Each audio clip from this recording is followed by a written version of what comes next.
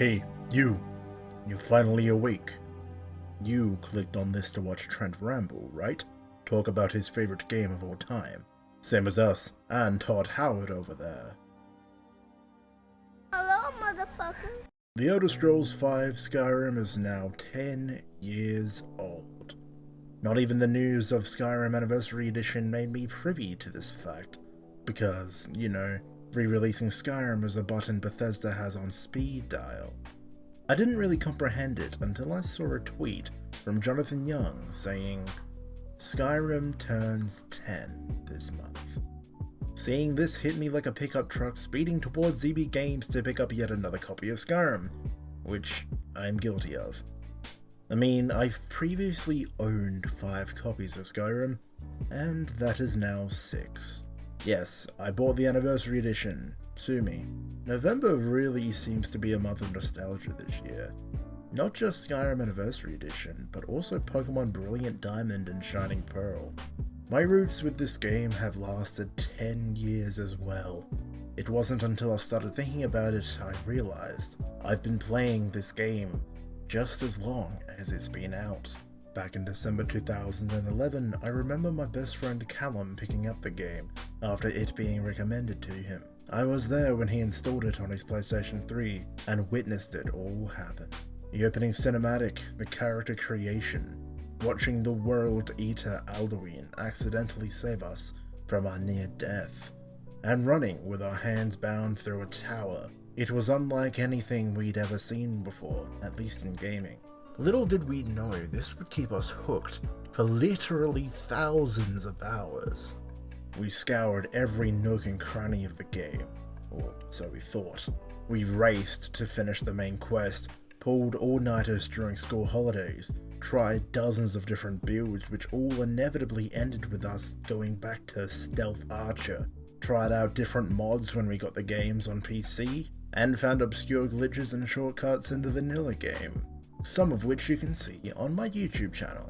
Some of the shortcuts I remember are mass smithing iron daggers to get level 100 smithing, before they patched that in the Legendary Edition, and being able to take the Dragon Priest's staff before the portal to Sovngarde closed so you could keep it. And of course, the most popular video on my entire YouTube channel, getting both Serana and Ayala the Huntress as followers in vanilla Skyrim. This game really was the beginning of my channel in a way. When Skyrim Legendary Edition dropped, we immediately bought it and played the DLCs. With this came a new experience for me. With Dawnguard came the storyline and featured character of Serana. But the story of traveling around with a vampire, going to the Soul Con, it all inspired me to write. Yep, the first thing I ever wrote was technically, looking back at it now, a Skyrim fanfiction titled The Vampire's Return. That's how my deep dive into writing began. It's incredible to think just how much Skyrim has influenced my life. From there, with my newly acquired access to the World Wide Web, I became engrossed with so much relating to the game. Just to name a few things you can still find online to this day: The Senile Scribbles Skyrim parody by Sean Oz, Gamer Poop Skyrim by Manslayer, Gopher, a fantastic role-playing Let's Player who I've been watching for years thanks to recommendation from my mate Cameron, Mofar, who did several Skyrim videos and mod showcases, who I found through Yummy Mash. Mofar, may you rest in peace. Fallout vs Skyrim by Nukazuka, Dragonborn Acts 1 and 2 by Yong Ye, literal movie versions of the games. Skyrim Into the Void, a fan film originally uploaded by Machinima. I believe it's down now, but you can find a re-upload of it on YouTube. And Skyrim 2012 by Grow Bro Pros, a really hilarious 4-episode series which didn't really continue after 2013, but it was still really cool. I have mentioned before about the coasters I won from a Facebook group's giveaway. I've got a whole video on the subject reviewing them, and they're still really cool. I still use them in my room 5 years later. And then of course, the books. Man, I have not read these. I reviewed the Skyrim Library Volume 1, and I read through that. I bought Volume 2 and 3, and they've been on my shelf for literal years. I have not read them yet. I have definitely flipped through the Skyrim guide, as well as the cookbook. Hey, let me know if you want me to make a video of me cooking something from the cookbook. I'm down. All of the music related to Skyrim as well. Its soundtrack is so unique and beautiful, but hot damn, the covers and originals inspired by the game hit just as hard. Peter Hollins really started this for me. His original a cappella cover of the main theme still sends chills down my spine. He then of course made another version of it, which is probably more popular, as it features Lindsay Sterling's fantastic violin. Malakar's covers of all the Tavern songs are beautiful, and in 2017 she finally recorded, compiled, and released all of them in an album. Of course, Jonathan Young and his main theme cover with Caleb Hyles, and his recently released cover of The Dragonborn Comes, are absolutely incredible. Dan Bull cannot be forgotten in this category either. His raps are hilarious and awesome. Plus, he rapped on a fucking mountain, that's just sick. He too has an album with all of his songs included in it. Young Scrolls, a man who can literally take voice clips from the game, put a sick rap beat behind it, and make amazing raps out of just the voices of Skyrim. Bro, I never knew NPCs could be so dope. Now, what is new that I can say about the Elder Scrolls V that so many before me haven't already said? It's truly a game where you can do whatever you want. Vast, beautiful landscapes, endless enemies you can defeat, what feels like an infinite amount of dungeons to explore, stories that single you out as one of the strongest alive, and treats you like the all-important hero you're destined to be with your Thuum. A score composed by Jeremy Soule, where he has put all of his soul into making you feel like you're in another world. Of course, the endless mods, which can enhance your experience on PC and now on consoles as well. If the game wasn't infinite before, it will be with the mass amount of mods created over the past 10 years between Nexus Mods and the Creation Club. The longevity of the game amounts to its scale, coupled with Bethesda's refusal to talk about the Elder Scrolls VI. Endless re-releases don't hurt either. But they do hurt my fucking wallet, considering the number of idiots like me who just eat up and buy yet another copy of the game without any argument. I mean, I don't blame Bethesda for this style.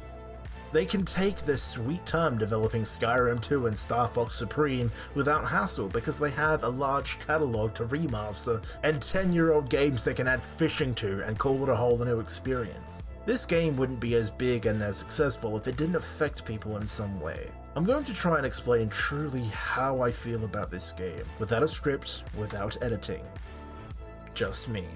For me, Skyrim has always been a place where you can just go, and always feel comfortable.